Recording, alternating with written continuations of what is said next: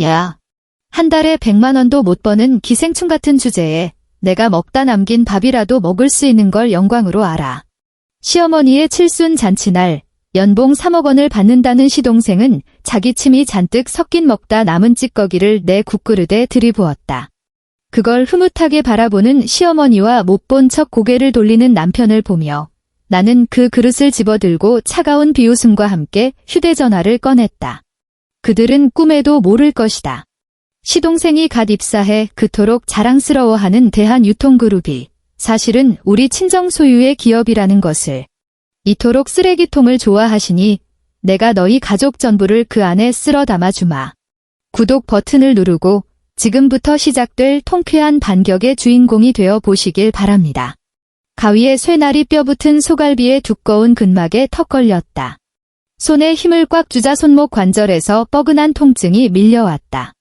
숯불 위 달궈진 불판에서는 지글지글 고기 익는 소리가 요란했고 하얀 연기는 환풍구를 따라 쉴 새 없이 빨려 올라갔지만 기름진 고기 냄새는 내 실크 셔츠에 끈질기게 들러붙었다.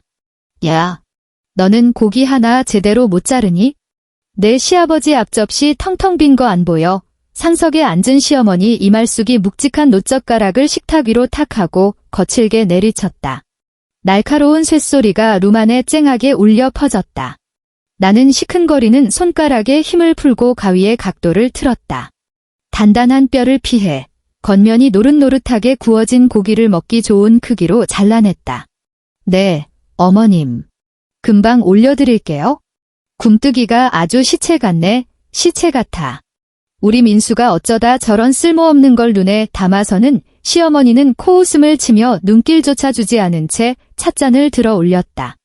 이곳은 서울 강남구에서도 손꼽히는 최고급 한정식집이었다.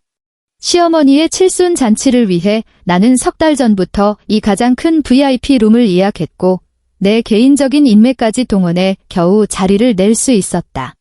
길다란 식탁 위에는 20가지가 넘는 정갈한 밑반찬과 고급 모둠회, 갈비찜, 그리고 신선로가 상다리가 부러지도록 차려져 있었다. 룸에 들어온 그 순간부터 나는 단 한 번도 의자에 엉덩이를 붙여보지 못했다. 나는 길다란 식탁 옆에 서서 마치 충실한 식모처럼 불판 위에 고기를 쉴 새 없이 뒤집고 시아버지의 빈잔에 소주를 채워 넣고 가시를 정성껏 발라낸 생선살을 시어머니의 앞접시에 올려드렸다. 목구멍이 바짝바짝 타들어가는 것 같았지만 물 한 모금 마실 틈조차 없었다. 대각선에 앉은 시누이 박진주는 휴대전화를 들고 상차림을 찍어대기 바빴다. 사진을 다 찍고는 고개를 숙인 채 사진을 보정하며 건성으로 불평을 늘어놓았다. 새언니, 고기만 굽지 말고 우리 준우 주스 다 떨어진 거 안 보여요? 참나, 눈치가 저렇게 없어서야. 그녀의 6살 난 아들은 숟가락으로 사기 그릇을 깡깡 두들기며 귀를 찌르는 소음을 내고 있었다. 지금 가져다 줄게요. 나는 가위를 내려놓고 텅 빈 유리 주전자를 집어들고는 구석에 있는 준비대로 몸을 돌렸다. 주전자에 오렌지 주스를 채워 넣고 있을 때 룸의 미닫이 문이 드르륵 하고 거칠게 열렸다. 아이고, 우리 집안의 기둥, 드디어 오셨네. 시어머니 이말숙은 쥐고 있던 젓가락을 내팽개치고 의자에서 용수철처럼 튀어올랐다. 굳어있던 늙은 얼굴에 순식간에 한바구음이 번지며 목소리 톤이 8계단은 훌쩍 뛰어올랐다.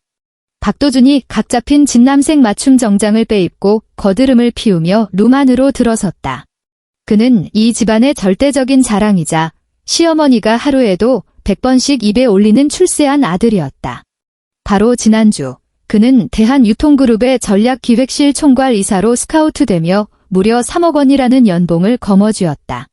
이 평범한 집안으로서는 그야말로 조상묘의 명당바람이 분 것 같은 엄청난 영광이었다. 아우, 길이 너무 막히네.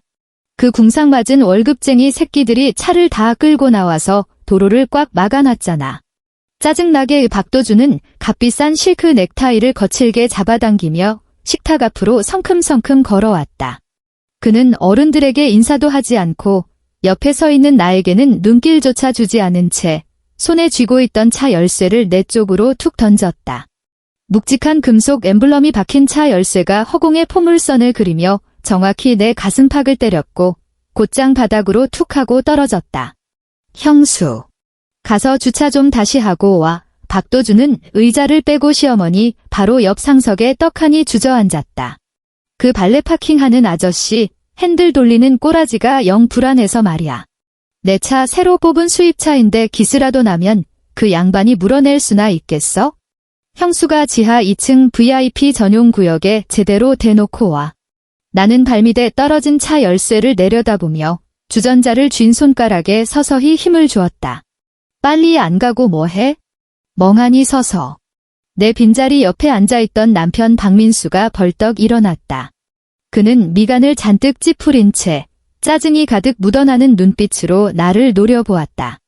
빨리빨리 움직여. 우리 도준이 기분 상하게 하지 말고. 오늘은 우리 집안 체면이 걸린 날이잖아. 도준이가 지금 어떤 위치인데 저런 사소한 것까지 신경 쓰게 만들어야겠어. 박민수는 목소리를 꾹 눌러 깔며 경고하듯 쏘아붙였다. 나는 너무나도 당연하다는 듯한 박민수의 얼굴을 빤히 바라보았다. 이 남자는 결혼 전 내 손을 꼭 잡고 평생 내 앞을 막아서서 눈물 한 방울 흘리지 않게 해주겠다고 맹세했었다. 그런데 지금은 자기 아내를 짐꾼 부리듯 하며 동생의 주차 요원으로 내몰고 있었다. 나는 유리 주전자를 식탁에 내려놓고 천천히 허리를 굽혀 아직 그의 체온이 남아있는 차 열쇠를 주워 들었다. 네. 나는 룸의 미닫이 문을 열고 밖으로 나섰다. 복도의 서늘한 에어컨 바람이 얼굴에 와닿자 열이 오르던 머리가 조금 맑아지는 기분이 들었다. 엘리베이터 버튼을 누르고 지하 주차장으로 곧장 내려갔다. 지하 주차장의 공기에는 매캐한 매연과 고무 타이어 냄새가 섞여 있었다. 나는 박도준의 번쩍이는 검은색 신형 세단을 찾아 문을 열고 운전석에 앉았다. 최고급 가죽 시트에서 코를 찌르는 새 차 냄새가 났다. 시동을 걸고 핸들을 쥐어 차를 천천히 후진시킨 뒤 기둥 몇 개를 돌아 훨씬 넓고 쾌적한 단독 주차 구역에 차를 세웠다. 시동을 끄고 열쇠를 뽑는 순간 룸미러에 비친 내 얼굴과 마주쳤다. 뜨거운 불판 앞에 오래 서 있었던 탓에 머리칼은 헝클어져 있었고 하얀 실크 셔츠 기대는 튄 기름 자국이 얼룩져 있었다. 재벌가 외동딸이라는 화려한 타이틀을 숨기고 모든 걸 포기하면서까지 내가 그토록 갈망했던 평범한 가족의 삶이 고작 이런 꼴이었다. 내가 끝없이 양보하고 헌신하면 언젠가는 진짜 가족의 정을 얻을 수 있을 거라고 착각했다. 나는 차 문을 열고 나와 또각또각 하이힐 소리를 내며 다시 엘리베이터로 향했다. 시멘트 바닥에 부딪히는 구두 굽소리가 텅 빈 주차장에 공허하게 울려 퍼졌다. 다시 룸의 문을 열고 내 자리로 돌아왔을 때 식탁 위의 메인 요리들은 이미 바닥을 드러내고 있었다.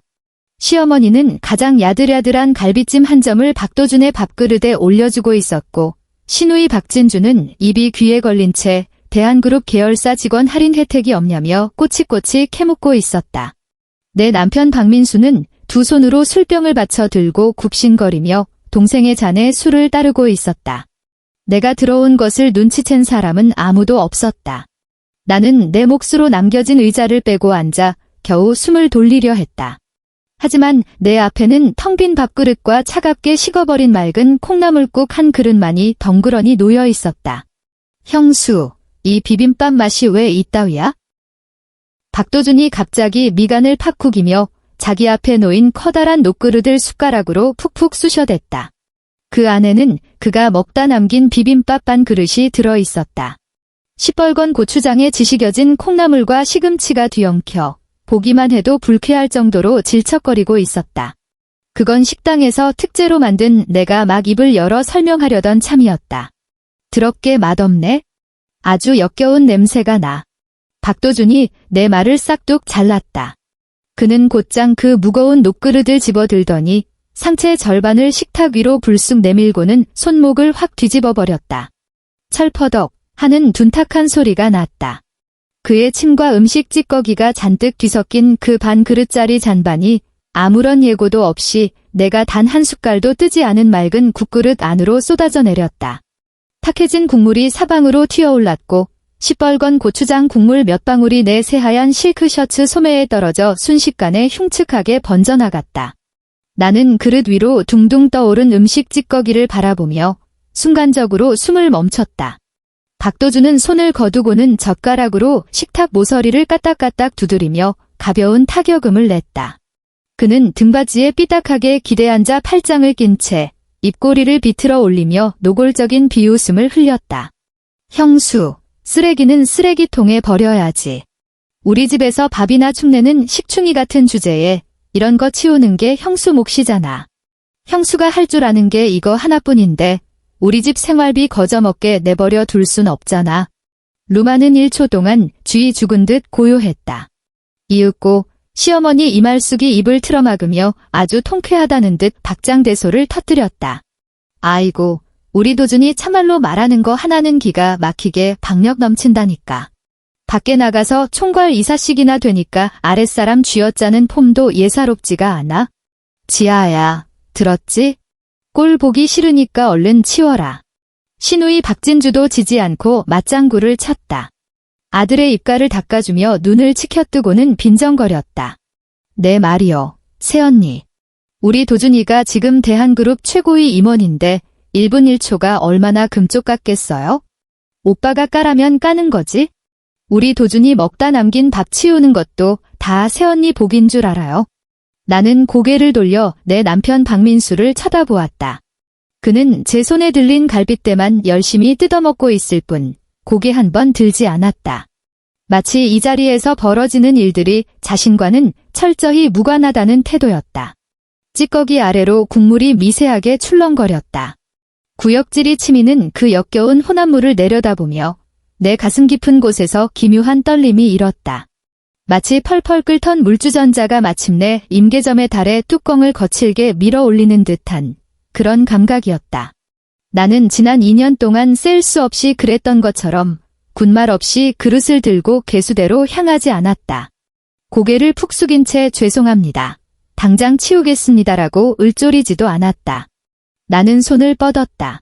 그리고 식탁 한가운데 놓인 얼음과 레몬이 가득 담긴 투명한 유리 주전자를 집어들었다. 나는 내 몫의 유리잔에 물을 따랐다. 얼음 덩어리들이 잔벽에 부딪히며 챙그랑, 챙그랑하고 맑은 소리를 냈다. 그러고는 그 차디찬 유리잔을 단단히 움켜쥔 채 자리에서 일어났다.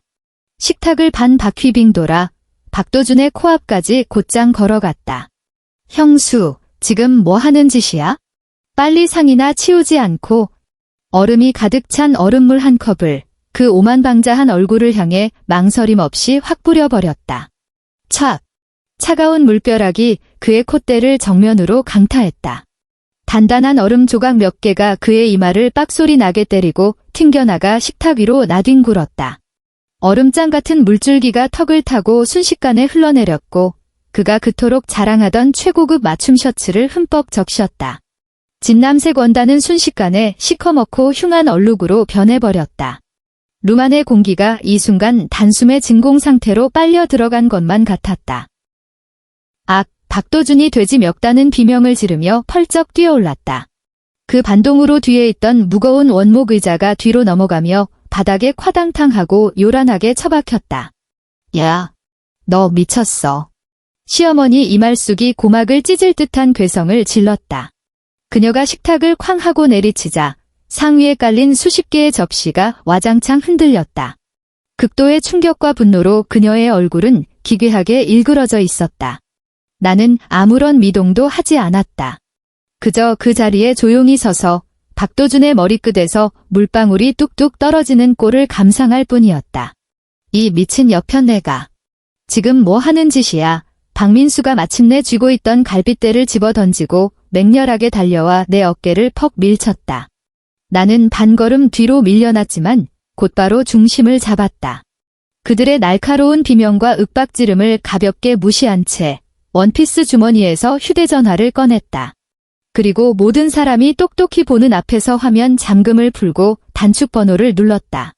신호음이 한 번 울리기가 무섭게 전화가 연결되었다. 상무님, 내가 입을 열었다. 내 목소리는 더 이상 숨죽여 넣지만 보던 고분고분한 며느리의 것이 아니었다. 나는 본래의 윤지아의 말투로 돌아갔다. 얼음장같이 차갑고 군더더기 없이 짧으며 절대적인 복종을 요구하는 지배자의 어조였다. 전략기획실 신임 총괄 이사 박도준, 당장 직위 해제하세요. 네, 오늘 갓 입사한 그 사람 맞습니다.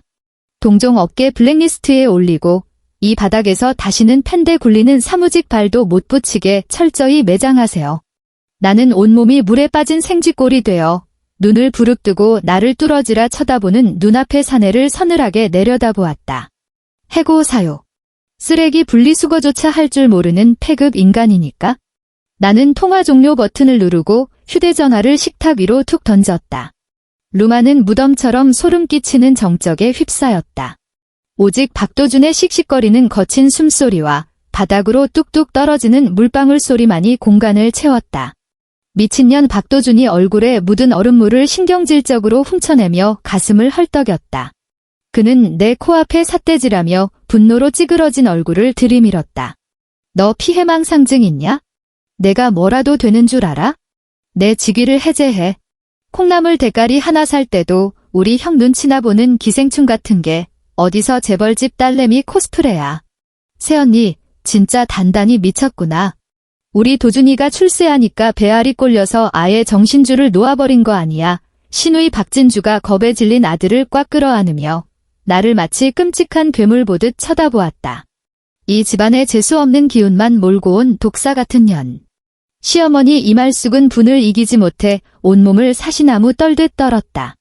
그녀는 식탁 위를 두리번거리더니 고기를 찍어 먹으라고 둔 굵은 소금 접시를 냅다 집어들고 나를 향해 온 힘을 다해 집어 던졌다. 하얀 굵은 소금 알갱이들이 허공에 흩뿌려지며 마치 작은 우박처럼 내 어깨와 뺨을 따갑게 때리고는 바닥으로 우수수 쏟아졌다. 우리 집안이 전생에 무슨 몹쓸 죄를 지어서 저런 정신 나간 재수 없는 년을 며느리라고 들였을꼬. 민수야, 당장 전현이랑 이혼해. 당장 집구석에서 내쫓아버려. 아주 쓸모없는 식충이인 줄만 알았더니 뼛속까지 미친년이었어.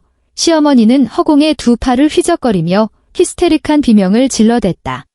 박민수가 성큼 다가와 내 손목을 낚아챘다. 내 뼈를 으스러뜨릴 듯 꽉 움켜쥔 채 악을 썼다. 윤지야, 당장 무릎 꿇고 내 동생한테 빌어. 빨리. 안 그러면 오늘 내 손에 죽을 줄 알아. 바로 그때였다. 징, 징, 징. 다급하고 맹렬한 진동 소리가 루만의 아수라장을 가르고 울려 퍼졌다. 식탁 위에 올려둔 박도준의 휴대전화였다. 어두침침한 룸 조명 아래서 액정 화면이 유난히 눈부시게 빛났다. 화면에는 그의 직속 상관인 전략부 본부장이라는 이름이 번쩍이고 있었다. 박도준이 흠칫 놀라 굳어버렸다. 그의 얼굴에 가득했던 오만함과 분노는 순식간에 얼어붙었고 그 자리에 본능적인 두려움과 경외심이 스며들었다. 그는 물이 뚝뚝 떨어지는 소매를 황급히 털어내고 헛기침으로 목소리를 가다듬은 뒤 통화 버튼을 눌렀다. 전화 통화일 뿐인데도 그의 몸은 본능적으로 폴더처럼 깊숙이 굽혀졌다. 네, 본부장님. 박도준입니다. 그의 목소리는 1초 만에 비굴할 정도로 굽실거리는 아부꾼의 톤으로 돌변했다. 루만이 너무나도 고요했던 탓에 스피커 너머로 들려오는 상대방의 쩌렁쩌렁한 고함이 아무런 여과 없이 모든 사람의 고막에 선명하게 꽂혔다. 박도준. 이 개자식아 도대체 무슨 대형 사고를 친 거야? 수화기 너머의 불벼락 같은 사자 후에 박도준은 기겁하며 휴대전화를 귀에서 살짝 떼어내야만 했다. 박도준의 얼굴에 들러붙어 있던 가식적인 미소가 쩍쩍 갈라졌고 이마에서는 식은땀이 비 오듯 쏟아지기 시작했다. 본부장님, 갑자기 그게 무슨 일 생기셨습니까? 너 해고야. 지금 당장. 즉시. 2초 단위로 넌 대한그룹에서 영구 제명이다. 아니 본부장님, 도대체 무슨 말씀이신지. 저 오늘 막 첫 출근했지 않습니까? 제 사무실 의자 가죽도 아직 안 데워졌는데 박도준의 목소리가 사시나무 떨리듯 떨리기 시작했다. 휴대전화를 쥔 그의 손이 육안으로 보일 정도로 덜덜거렸다. 내 입으로 묻고도 부끄럽지도 않냐? 법무팀에서 방금 너 정식으로 고발 조치 들어갔어. 임원의 심각한 품위 유지 위반으로 그룹 이미지에 먹칠을 한 죄로 그 천문학적인 위약금이나 토해낼 준비 단단히 해. 넌 이제 평생 이 바닥에서 밥 벌어먹을 생각 꿈도 꾸지 마. 전 업계에 이미 내놈 블랙리스트 쫙 깔렸으니까. 위약금이요. 블랙리스트요? 본부장님, 제발 살려주십시오. 도대체 무슨 일인지 말씀만이라도 해주십시오. 제가 도대체 뭘 잘못했다고 박도준의 두 다리가 후들거리며 풀리기 시작했다. 그는 거의 울음이 터지기 직전에 징징거리는 목소리로 수화기에 대고 애걸복걸했다. 내 놈이 절대 건드려서는 안 될 영린을 건드렸어. 윗선에서 직접 내려온 VIP 최고 지시 사항이라고. 이 명령을 내린 분이 누군지 알아? 대한그룹의 진짜 오너, 윤지아 대표님이 직접 하달하신 명령이다. 이 멍청한 새끼야. 뒤질 거면 너 혼자 조용히 되죠. 나까지 물고 늘어지지 말고. 또. 전화는 일방적으로 뚝 끊어졌다. 통화가 끝났음을 알리는 기계음이 텅 빈 룸 안을 공허하게 맴돌며 마치 저승사자의 부름처럼 스산하게 울려 퍼졌다. 박도준의 두 다리에서 순식간에 뼈가 발라진 것처럼 힘이 쫙 빠져나갔다. 털썩 하는 소리와 함께 그는 굵은 소금이 흩뿌려진 바닥에 무거운 짐짝처럼 주저앉고 말았다. 그의 얼굴은 단 몇 초 만에 피 한 방울 남지 않은 것처럼 하얗게 질려버렸다. 마치 갓 발라놓은 창호지처럼 창백했다. 그는 입술을 파르르 떨며 두 눈에 초점을 잃은 채 바닥만 뚫어지라 쳐다볼 뿐 반나절이 지나도록 온전한 문장 하나 뱉어내지 못했다. 도준아, 왜 그러니? 저 본부장이라는 양반이 대체 무슨 헛소리를 짓거리는 거야? 해고라니. 위약금이라니. 시어머니 이말숙은 아직 분노와 상황 파악 사이에서 헤매고 있었다. 그녀는 허둥지둥 쪼그려 앉아 귀한 막내 아들의 팔뚝을 부여잡았다. 박도준은 어머니의 손길을 거들떠보지도 않았다. 그는 마치 기름칠이 안 된 고철 로봇처럼 2인치씩 덜컹거리며 고개를 치켜들었다. 뻣뻣하게 돌아간 그의 목 끝에는 극도의 공포에 질려 괴물을 마주한 듯한 눈동자가 나를 향해 고정되어 있었다. 윤지아 그는 덜덜 떨리는 입술로 내 이름을 더듬더듬 뱉어냈다. 위아래 치아가 부딪히며 딱딱거리는 소리가 선명하게 들렸다. 시어머니도 아들의 시선을 따라 천천히 고개를 돌려 나를 바라보았다. 그녀의 굳어있던 뇌회로가 마침내 제대로 돌아가기 시작했다. 방금 전 스피커폰을 통해 본부장이 악을 쓰며 부르짖었던 그 이름과 지금 자기 눈앞에 서 있는 방금 전까지 쓸모없는 식충이의 독사 같은 년이라고 쌍욕을 퍼부었던 며느리의 이름이 소름 끼치도록 완벽하게 겹쳐진 것이다. 분노로 일그러져 있던 이말숙의 늙은 얼굴 근육이 기괴하게 경련을 일으키기 시작했다. 두 눈은 찢어질 듯 커졌고 튀어나올 것 같은 눈동자 위로 시뻘건 핏발이 선명하게 드러났다. 1초. 단 1초가 지났을 뿐이었다.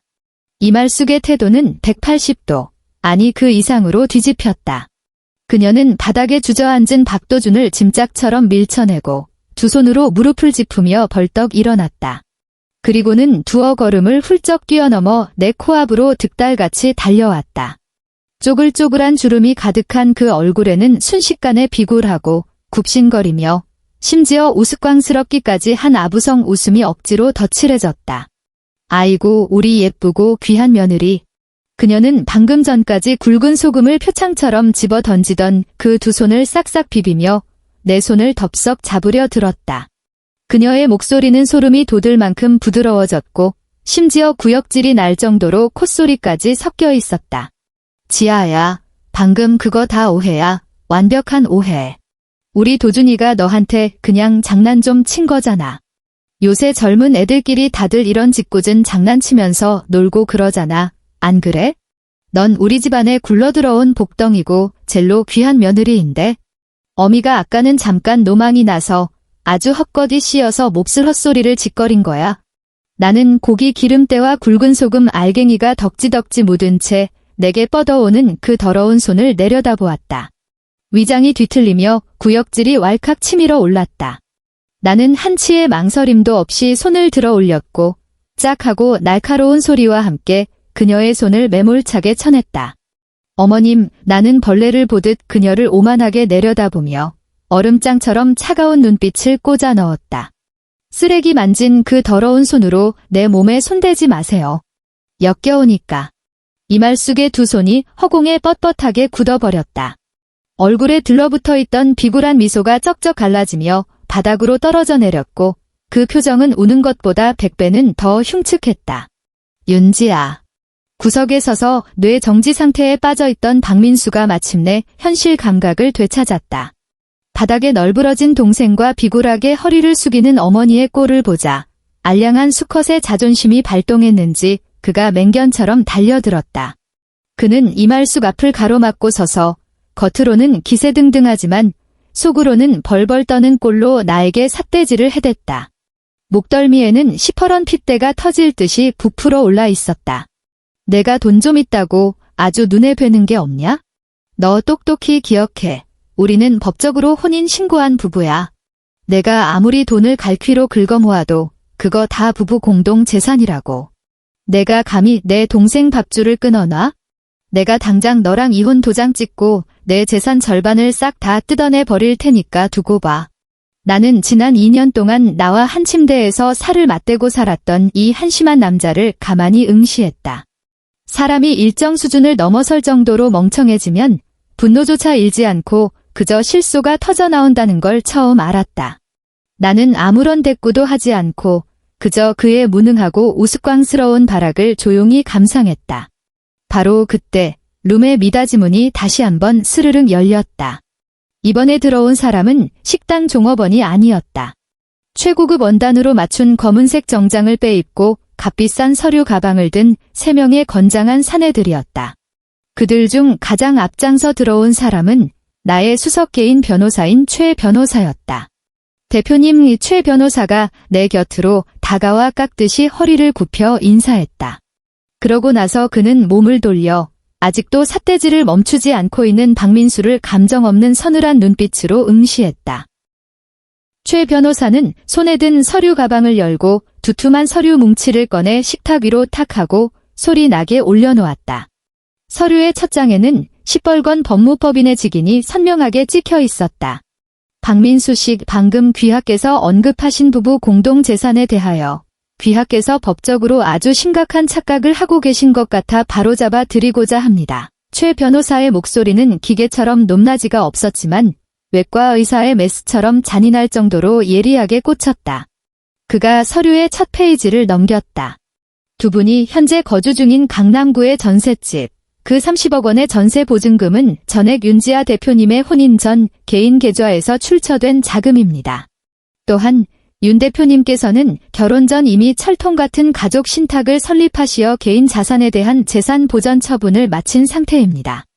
혼전 계약서의 특약 조항에 의거하여 귀하께서는 지난 2년간의 짧은 혼인 기간 동안 윤 대표님의 재산 증식에 기여한 바가 단 1%도 없으므로 재산 분할 청구권 자체가 성립되지 않습니다. 최 변호사가 콧대 위로 흘러내린 금태 안경을 가운데 손가락으로 밀어 올리며 다음 페이지를 차륵 넘겼다.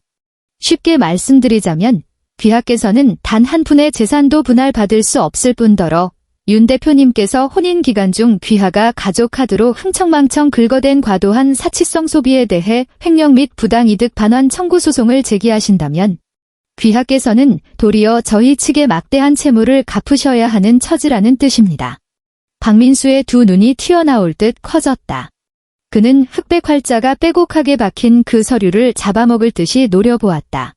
그의 목구멍에서는 컥컥 하는 마치 목이 졸린 오리 같은 괴상한 소리만 새어나올 뿐 단 한마디의 반박조차 내뱉지 못했다.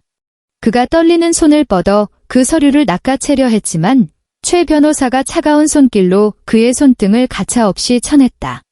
그리고 이건 이혼 합의서입니다. 최 변호사가 마지막 서류 한 장을 박민수의 코앞으로 슥 밀어주었다.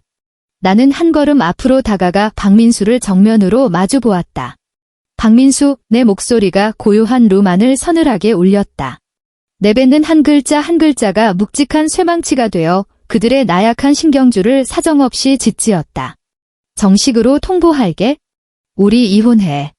나는 극도의 공포로 바늘구멍처럼 쪼그라든 그의 동공을 바라보았다. 그리고 그 옆에 넝마처럼 널브러진 박도준과 사시나무 떨듯 온몸을 사정없이 떨고 있는 시어머니 이말숙을 차례로 훑어보았다.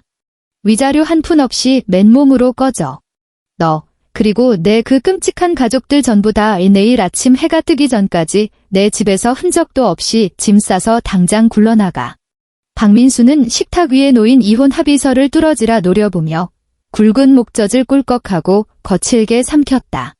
그가 다시 한번 맹수처럼 손을 뻗어 그 종이 쪼가리들을 움켜쥐려 했지만 최 변호사의 동작이 한 발 빨랐다. 하얀 면장갑을 낀 손가락이 서류 모서리를 꾹 누른 채 가볍게 뒤로 쓱 빼내자 종이가 나무 식탁 위를 긁으며 소름 끼치는 마찰음을 냈다. 윤지아, 내가 감히. 박민수의 이목구비가 악귀처럼 일그러졌다. 그는 의자를 걷어차고 내 쪽으로 성큼성큼 돌진하며 두 팔을 벌려 내 어깨를 우악스럽게 움켜쥐려 했다. 내가 종이 쪼가리 몇 장 들이밀면 내가 겁먹고 꼬리 내릴 줄 알아? 똑똑히 들어. 내 도장 없이는 넌 절대 나 못 버려. 내가 오늘 이 문 밖으로 한 발짝이라도 나가면 내가 인터넷에 다 까발려서 내년 사회생활 아주 개박살을 내버릴 테니까. 나는 단 한 발짝도 뒤로 물러서지 않았다. 내 등 뒤에 버티고 서 있던 검은 정장의 경호원 2명이 즉각 한 걸음 앞으로 나서며 거대한 철옹성처럼 내 앞을 막아섰다. 그중 한 경호원이 감정 없는 얼굴로 손을 들어 박민수의 가슴팍을 턱하니 밀쳐냈다. 이거 안 놔. 이 개자식들아, 내가 누군지 알아? 내가 니들 대표 남편이라고. 박민수가 발악하며 몸부림을 쳤지만 강철 같은 경호원의 팔뚝은 꿈쩍도 하지 않았고 그는 단 한 걸음도 앞으로 나아가지 못했다. 나는 경호원의 넓은 어깨 너머로 그를 차갑게 내려다보았다. 남편, 나는 그 두 글자를 입안에서 천천히 곱씹으며 조롱기가 가득한 비웃음을 흘렸다. 박민수. 내 동생 새끼가 내 국그릇에 지 먹다 남긴 쓰레기를 처박는 걸 내가 멀뚱히 구경만 하고 있던 그 순간부터 넌 내 눈에 그저 숨만 붙어있는 시체나 다름없었어. 나는 몸을 돌렸다. 수치심과 공포로 검붓게 달아오른 그의 찌질한 얼굴은 더 이상 내 시선에 담을 가치조차 없었다. 가자. 나는 하이힐을 신고 당당한 걸음걸이로 룸의 미닫이문을 향해 걸어갔다. 등 뒤에서는 시어머니 이말 속에 돼지 멱다는 듯한 처절한 통곡 소리가 터져나왔다. 그녀는 마침내 자신이 무엇을 걷어찼는지 깨달았는지 바닥을 기다시피 식탁으로 기어와 상위에 있던 접시들을 와장창 쓸어내리며 고막을 찢는 듯한 파열음을 만들어냈다. 지아야. 윤지아야. 너 이렇게 가면 안 돼. 우리 도준이 직장은 어쩌고. 우리 30억짜리 전셋집은 어쩌란 말이냐. 아이고. 나는 뒤돌아보지 않았다.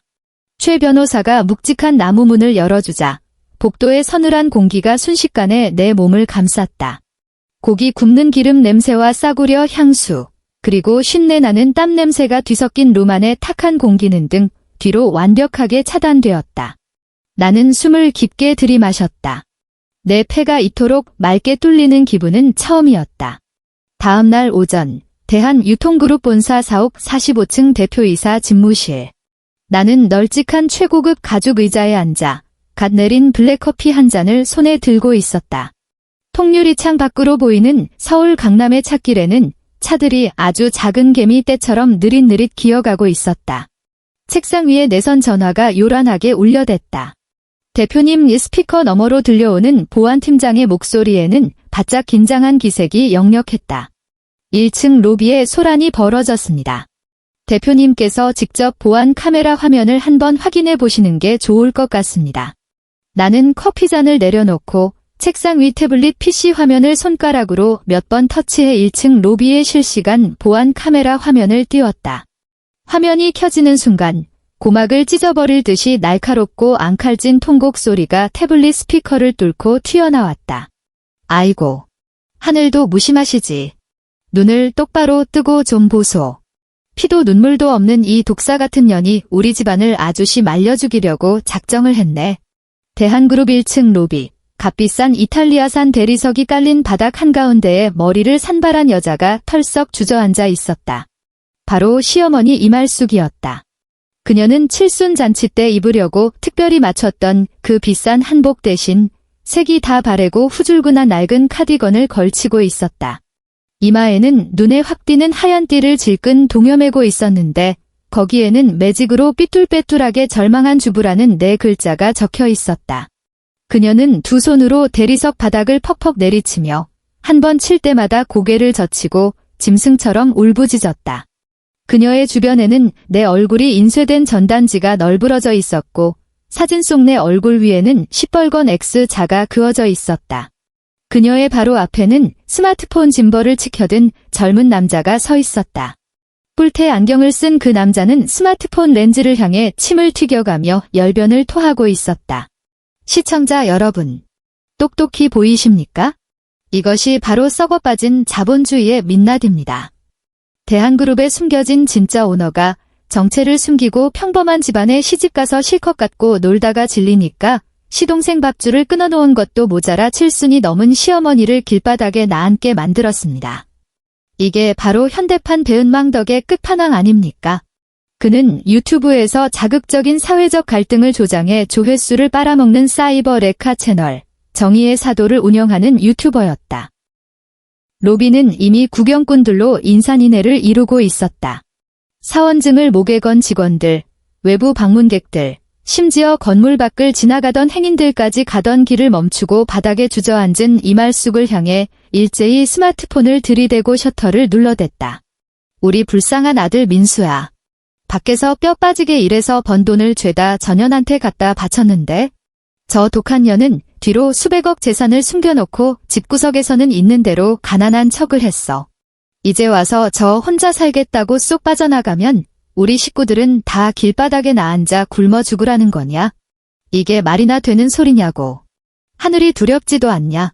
이말숙은 곡소리를 내며 주머니에서 구깃구깃한 손수건을 꺼내더니 팽하고 코를 세게 풀고는 바닥에 휙 내동댕이 쳤다. 대표님, 저희가 강제로 끌어낼까요? 보안팀장이 전화기 너머로 조심스럽게 지시를 구했다. 하지만 저 유튜버가 실시간으로 방송을 켜놓고 있어서 보안 요원들이 완력을 쓰면 여론이 걷잡을 수 없이 악화될까 봐 내버려 두세요. 나는 그의 말을 잘랐다. 화면 속에서 악을 쓰느라 시뻘겋게 달아오른 이말숙의 얼굴을 바라보는 내 눈빛은 고인 물처럼 한없이 고요했다. 대한민국 사회에서 가장 치명적인 약점이 무엇인가? 바로 불효와 갑질 프레임이다. 이말숙은 그 점을 소름 끼치도록 잘 알고 있었다. 그녀는 어떻게든 판을 키워서 도덕적 우위만 선점하면 재벌가 외동딸인 내가 그룹의 주가와 체면을 지키기 위해 결국 백기를 들고 순순히 돈다발을 바칠 거라고 착각하고 있었다. 그것은 그녀가 지난 수십 년간 동네 시장바닥과 부녀회에서 백전백승을 거두었던 그녀만의 전매 특허 진상 전술이었다. 하지만 안타깝게도 이번엔 상대를 한참 잘못 골랐다. 최 변호사님, 나는 내선 전화의 다른 버튼을 눌렀다. 네, 대표님. 준비해둔 거 지금 띄우세요. IT 부서에 연락해서 로비에 있는 모든 스크린의 제어권을 넘겨받으라고 하세요. 알겠습니다. 나는 자리에서 일어나 몸에 딱 떨어지는 검은색 정장 옷매무새를 가다듬고 집무실을 나서 VIP 전용 엘리베이터로 향했다. 1층에 도착한 엘리베이터 문이 스르륵 열렸다. 로비를 가득 채우던 소란스러운 소음이 거대한 쓰나미처럼 훅 밀려왔다. 나왔다. 저 독사 같은 년이 나왔다. 누군가 소리를 빽 지르자 이말숙을 에워싸고 있던 구경꾼들이 모세의 기적처럼 양옆으로 쫙 갈라지며 내 앞까지 뻥 뚫린 길을 만들어주었다. 이말숙이 바닥에서 번쩍 고개를 쳐들었다. 4명의 경호원에게 철통 같은 호의를 받으며 엘리베이터에서 걸어 나오는 나를 발견한 순간 그녀의 두 눈에 득의양양한 빛이 스쳐 지나갔다. 그녀는 내가 겁을 먹고 항복하러 내려온 줄 아는 모양이었다. 그녀는 즉시 두 손으로 바닥을 짚고 벌떡 일어나더니 빨간 천을 본 투우처럼 씩씩거리며 나를 향해 돌진해왔다. 윤지아, 이 능지처참을 당하련. 드디어 기어 나왔구나. 너 오늘 여기 있는 사람들 다 보는 앞에서 똑바로 해명해. 안 그러면 나 오늘 대한그룹 문지방에 대가리 받고 콱 죽어버릴 테니까. 그녀는 10손가락을 갈고리처럼 쫙 펴고 내 얼굴을 핥히려고 미친 듯이 달려들었다. 경호원 2명이 즉각 앞으로 나서며 그녀의 양팔을 단단히 결박했다. 이거 안 놔. 이 개자식들아. 사람 친다. 대한그룹 대표가 힘없는 늙은이를 쳐 죽이려고 한다. 이말숙은 두 발이 허공에 뜬 채로 미친 듯이 발버둥 치며 귀를 찢는 듯한 괴성을 질러댔다. 짐벌을 들고 있던 사이버 레카 유튜버가 피냄새를 맡은 상어처럼 달려들어 내 코앞까지 스마트폰 렌즈를 들이밀었다. 윤 대표님, 시어머니의 이런 처절한 호소에 대해 해명하실 말씀 없으십니까? 직권을 남용해 친인척의 밥줄을 끊어놓은 게 사실입니까? 이런 피도 눈물도 없는 갑질 행태가 대한그룹이 말하는 사회적 책임에 부합한다고 생각하십니까? 로비 안은 쥐 죽은 듯이 고요해졌다. 모든 사람이 숨을 죽인 채 내 입술만 쳐다보고 있었다. 수백 개의 눈동자가 나에게 꽂혔고 스마트폰 플래시가 번쩍이며 눈앞을 하얗게 물들였다. 나는 그 유튜버에게 눈길 한 번 주지 않았고 미친 개처럼 발악하는 이말숙도 쳐다보지 않았다.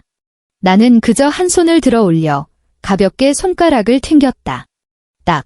크지 않은 소리였지만 정막이 흐르는 로비 안에서는 소름 끼치도록 선명하게 울려 퍼졌다. 다음 순간 로비 한가운데 2층 높이로 벽면을 가득 채우고 있던 초대형 LED 전광판이 파타고 까맣게 꺼졌다. 화려하게 재생되던 그룹 홍보 영상이 흔적도 없이 사라졌다.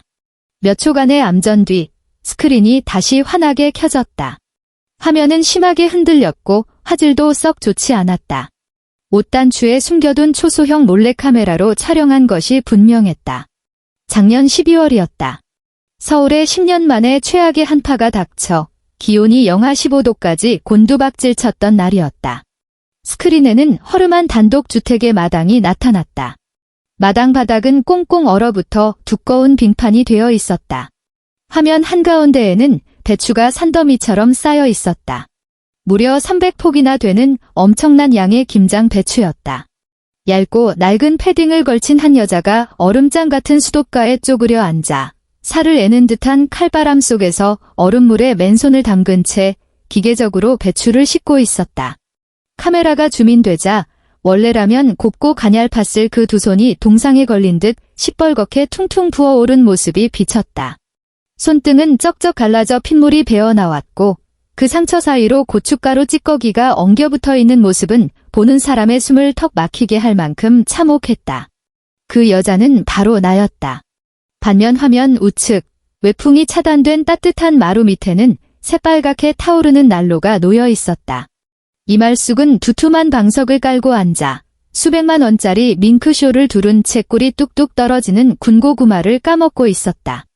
로비의 대형 스피커를 통해 이말숙의 소름 끼치도록 표독스러운 목소리가 쩌렁쩌렁 울려 퍼졌다. 야, 윤지야. 너 지금 눈 감고 씻니? 저기 배추 밑동에 흙먼지 시커멓게 묻은 거 안 보여? 우리 도준이가 장이 얼마나 예민한 앤데?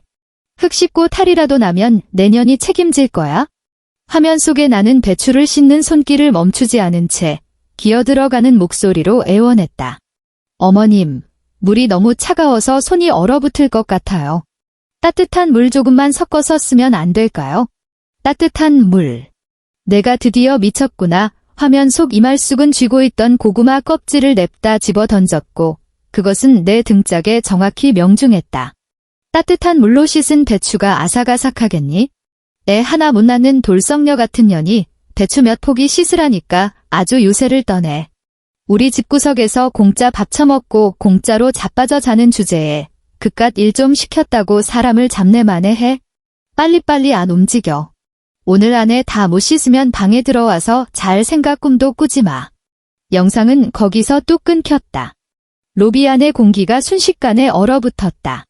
방금 전까지 나를 향해 미친 듯이 셔터를 눌러대던 사람들은 약속이나 한 듯 스마트폰을 슬그머니 내려놓았다. 젊은 여직원 몇 명은 입을 틀어막은 채 경악과 연민이 뒤섞인 눈으로 스크린을 올려다보고 있었다. 이말숙의 발악도 멈췄다. 그녀는 넋이 나간 표정으로 거대한 전광판을 올려다보았고 시뻘겋게 달아올랐던 얼굴은 순식간에 핏기가 가시며 하얗게 질려버렸다. 저건 그녀는 바람 앞에 등불처럼 덜덜 떨리는 목소리로 더듬거렸다. 서두르지 마세요, 어머님. 이건 그저 에피타이저일 뿐이니까. 나는 그녀를 싸늘하게 내려다보며 말했다. 화면이 전환되며 이번에는 낡은 자동차의 블랙박스 영상이 재생되었다. 운전석에는 박민수가, 조수석에는 박도준이 앉아 있었다. 형, 도대체 저 여자랑 언제 이혼할 생각이야? 박도준은 대시보드 위로 두 발을 턱 얹고 껌을 짝짝 씹으며 깐족거렸다. 난 저 여자 그 궁상 맞은 꼬라지만 봐도 짜증이 확 치밀어. 마트에서 한우팩 하나 들고 10분 동안 가격표나 들여다보고 있고 쪽팔려 죽겠어 진짜. 박민수는 핸들을 돌리며 낄낄거렸다. 급할 거 뭐 있어? 집안은 쥐뿔도 없는 흙수저라도 그래도 공짜 파출부 노르든 기가 막히게 하잖아. 우리 엄마 요즘 얼마나 편해. 집안일 싹 다 도맡아 하지. 내 빤스까지 손빨래로 뽀송뽀송하게 빨아바치지. 돈 한 푼 안 드는 이런 A급 식모를 어디서 구하냐? 그건 그래. 박도준이 비열한 코웃음을 쳤다. 어차피 친정엔 기댈 사람 하나 없는 고아 같은 년이니까 맘대로 부려먹어도 뒤탈도 없고. 뼈골까지 쪽쪽 빨아먹은 다음에 몇 년 뒤에 적당히 트집 잡아서 쫓아내버려. 그리고 형은 어리고 반반한 여자로 새로 갈아타. 어차피 저런 폐급은 우리 집에서 쫓겨나면 서울역 가서 노숙이나 해야 할 테니까. 형제의 짐승만도 못한 낄낄거림이 텅 빈 로비에 울려 퍼졌고 그 소리는 사람들의 고막을 역겹게 찔러댔다. 짐벌을 들고 핏대를 세우던 유튜버는 완전히 꿀먹은 벙어리가 되어버렸다. 그의 손에 들린 짐벌이 힘없이 툭 떨어지며 렌즈가 바닥을 향했다. 그는 마른 침을 꿀꺽 삼키며 스마트폰 화면에 미친 듯이 올라오는 실시간 채팅창을 힐끗 내려다보았다. 방금 전까지 악덕 재벌타도 불쌍한 할머니로 도배되던 채팅창의 분위기는 180도 뒤집혀 있었다. 채팅창에는 비난이 폭주했다. 미친 거 아냐? 영하 15도의 맨손으로 김장 배추 300포기? 저건 노예 학대잖아. 저 시동생 새끼 입에서 나오는 게 사람 말이야? 형수를 공짜 식모 취급한다고? 헐, 나 아까 저 할망구 불쌍하다고 후원금 썼는데. 완전 악마 새끼들이었네. 사람을 짐승처럼 부려먹어놓고 이제 와서 피해자 코스프레하며 회사까지 찾아와서 진상을 부려? 진짜 토 나온다. 나는 앞으로 한 걸음 내디뎠다. 구두 굽이 대리석 바닥에 부딪히며 딱 하는 날카로운 소리를 냈다. 이말숙은 사시나무 떨듯 온몸을 떨며 다리에 힘이 풀려 바닥에 처박혔다. 그녀의 이마에 묶여있던 절망한 주부라는 하얀 띠가 스르르 흘러내려 목에 빗돌게 매달렸고 그 모습은 마치 우스꽝스러운 교수형 밧줄 같았다. 해명해 달라고 하셨죠. 나는 바닥에 기어다니는 그녀를 오만하게 내려다보며 크지 않지만 심장을 후벼 파는 목소리로 읊조렸다. 지난 2년 동안 어머님은 한겨울 얼음물에 제 손을 쳐박고 수천 포기의 배추를 씻게 만들었습니다. 되게 귀한 막내딸 진주 아가씨가 미친 듯이 긁어댄 카드값, 매달 제 비상금으로 틀어막아 준 게 누군지 아십니까? 어머님이 그토록 물고 빠는 자랑스러운 막내 아들. 매일 밤 술에 떡이 되어 파출소에서 행패 부릴 때마다 새벽에 차를 몰고 가서 제 얼굴에 침을 뱉는 걸 참아가며 합의금 물어주고 빼내온 게 바로 접니다.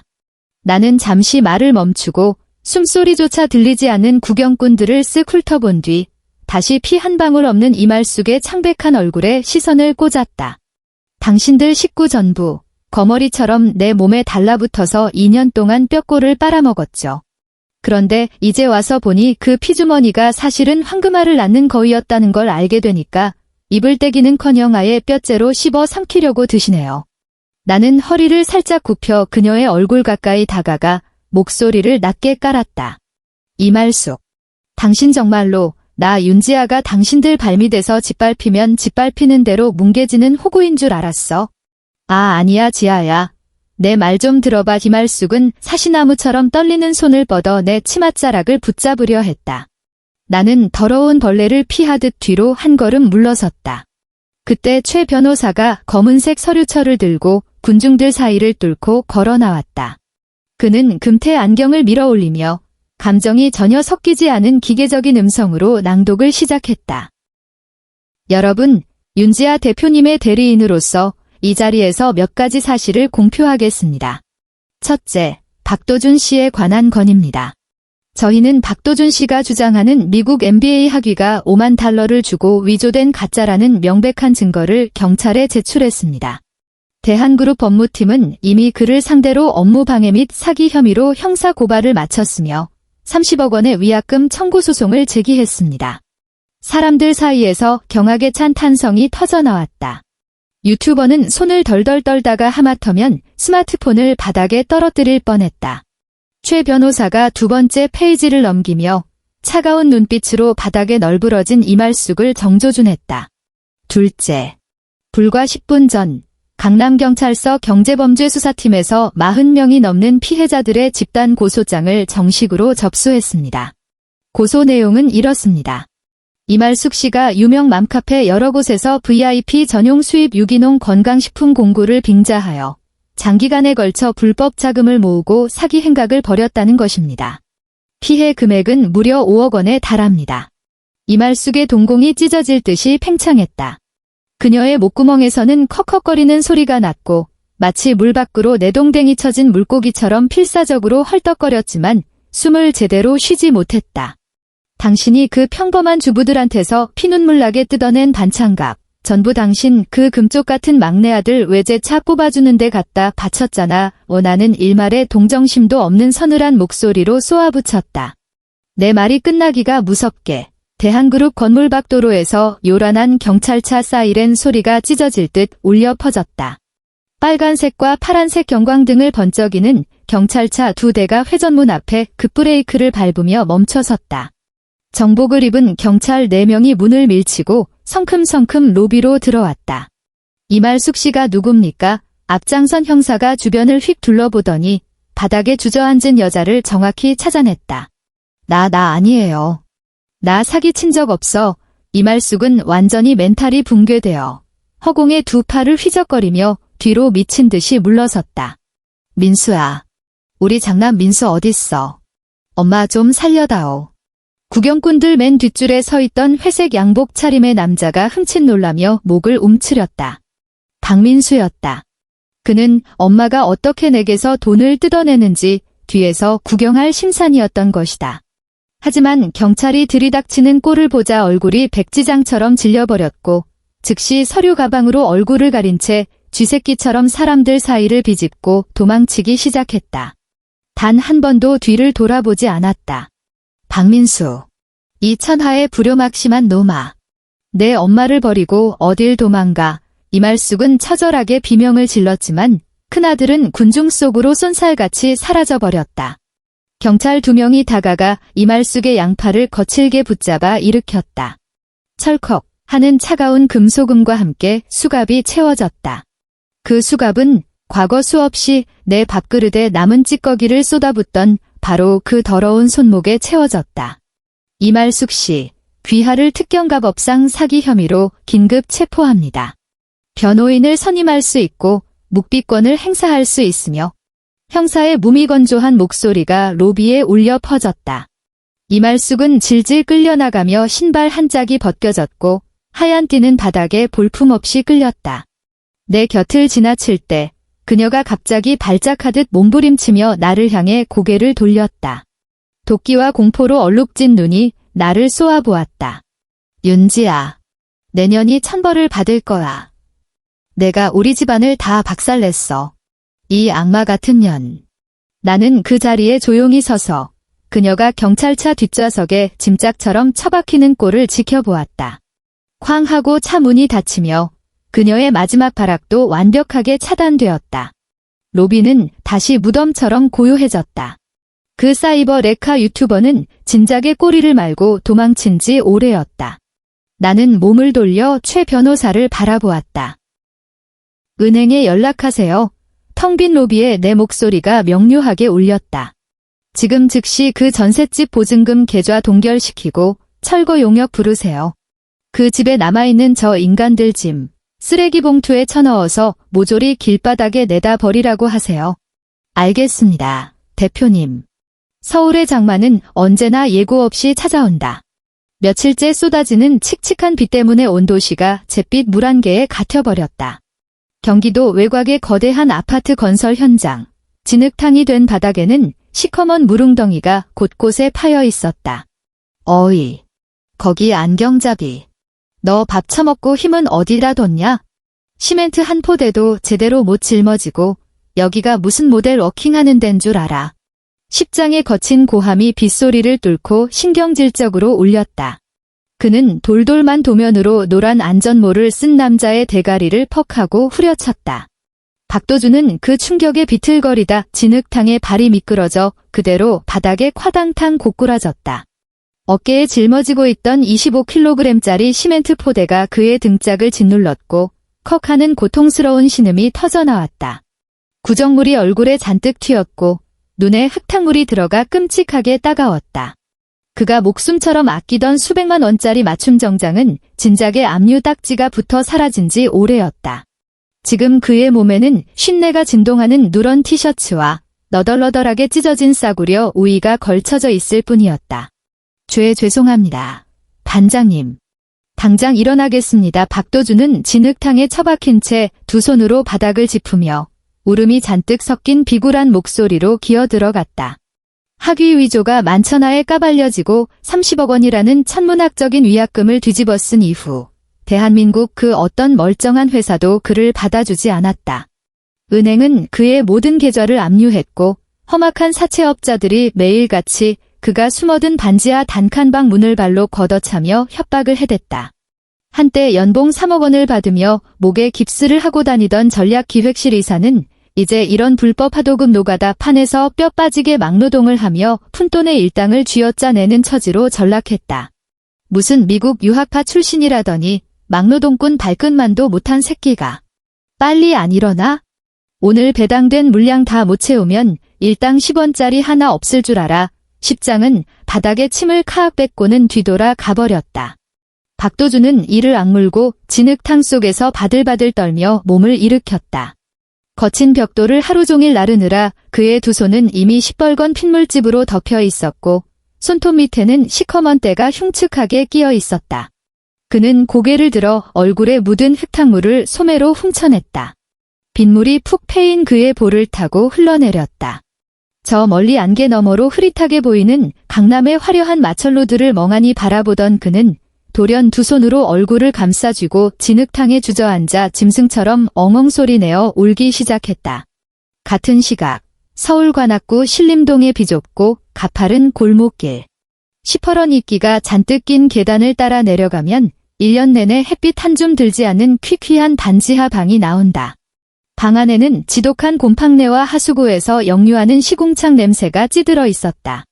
습기로 인해 벽지는 흉측하게 부풀어 올라 너덜너덜하게 떨어져 나갔고 시커멓게 썩은 시멘트 벽이 고스란히 드러나 있었다. 발 디딜 틈도 없이 좁은 방 한가운데에는 다리가 짝짝이인 싸구려 접이식 밥상이 위태롭게 놓여 있었다. 밥상 위에는 밑바닥이 새까맣게 탄 찌그러진 양은 냄비 하나가 전부였다. 그 안에는 제일 싼 라면 2개가 끓여져 있었는데 면발이 국물을 다 빨아들여 퉁퉁 불어터진 개밥처럼 떡이 되어 있었다. 야, 이말숙, 너 지금 뭐 하는 짓이야?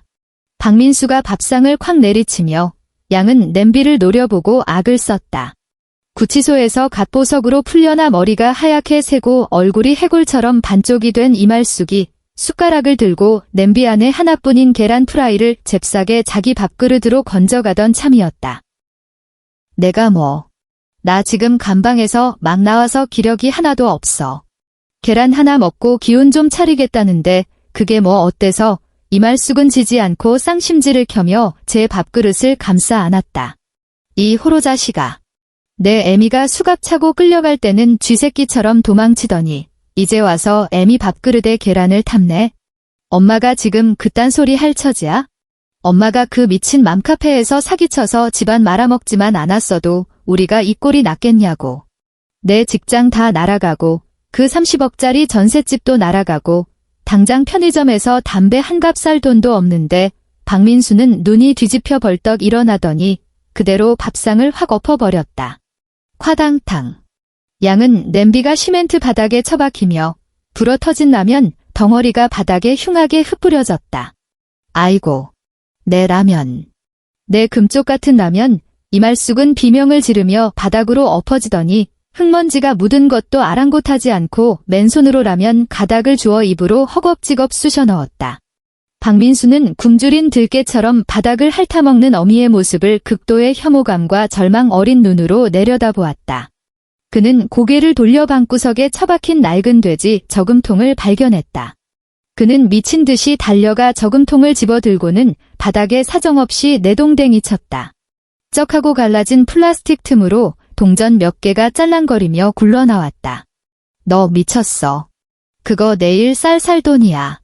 이제 딱 3,000원 남았단 말이야. 이말숙이 내 발로 짐승처럼 기어와 박민수의 바지가랑이를 결사적으로 물고 늘어졌다. 비켜. 나 소주 살 거야. 술 마실 거라고.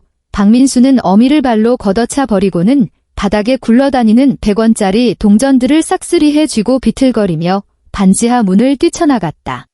문 밖에는 비가 더욱 거세게 쏟아지고 있었다. 지면 위로 반쯤 걸쳐진 반지하 창문 위로 무심히 지나가는 자동차들이 더러운 흙탕물을 거침없이 튀겼다.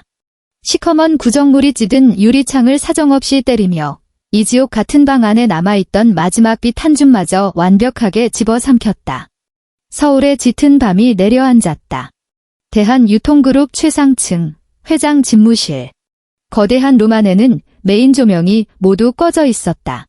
오직 통유리창 너머로 펼쳐진 눈부신 서울의 야경만이 오색 찬란한 네온 사인 불빛을 매끄러운 최고급 원목 마루 위로 길게 투사하고 있었다.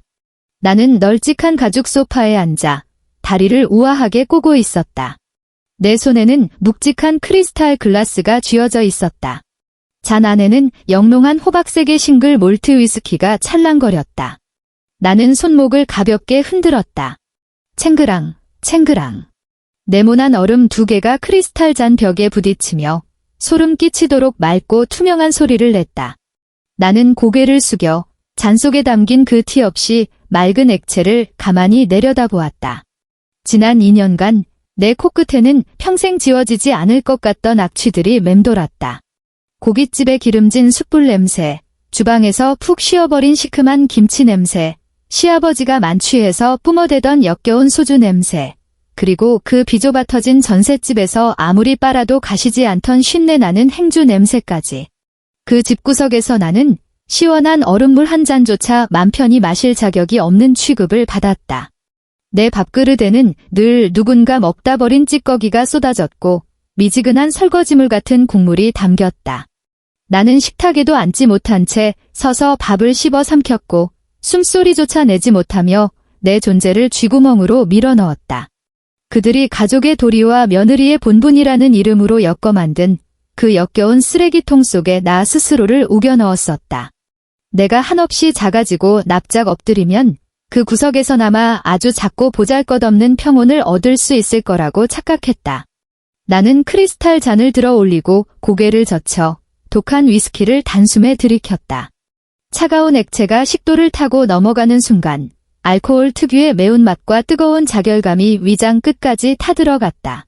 그 감각은 너무도 강렬했고 소름 끼치도록 선명했으며 미치도록 통쾌했다. 나는 길고 깊은 숨을 토해냈다. 집무실 안은 완벽하게 고요했다.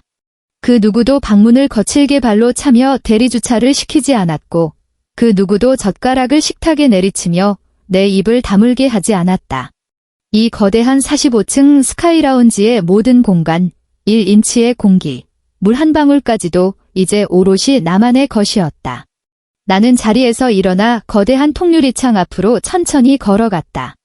눈부신 서울의 야경이 내 발밑으로 융단처럼 쫙 깔려 있었다.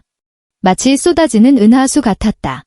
수만 개의 자동차 헤드라이트와 가로수 불빛들이 거미줄처럼 얽히며 이 거대한 도시의 모든 구석구석을 찬란하게 비추고 있었다. 나는 안다. 이 화려한 도시의 어느 춥고 눅눅한 구석진 골목, 햇빛 한 줌 들지 않는 시궁창 같은 반지하 방에서 더럽고 추악한 쓰레기들이 지들끼리 엉겨붙어 썩은 내를 풍기고 있다는 것을. 하지만 그건 이제 나와는 완벽하게 무관한 일이다. 나는 텅 빈 유리잔을 대리석 창틀 위에 툭 내려놓았다. 크리스탈과 대리석이 맞부딪히며 묵직하고 단단한 소리를 냈다. 쓰레기는 평생빛 한 주 만드는 시궁창 같은 반지하에 찌그러져 있어야 제격이니까. 그리고 나는 이 도시의 가장 높은 곳에서 가장 맑고 깨끗한 공기를 마음껏 들이마실 것이다. 오늘 준비한 이야기는 여기까지입니다. 여러분은 지하의 복수가 통쾌하셨나요? 댓글창에 여러분의 생각을 자유롭게 남겨주세요. 그럼 오늘도 기분 좋은 하루 보내시길 바랍니다.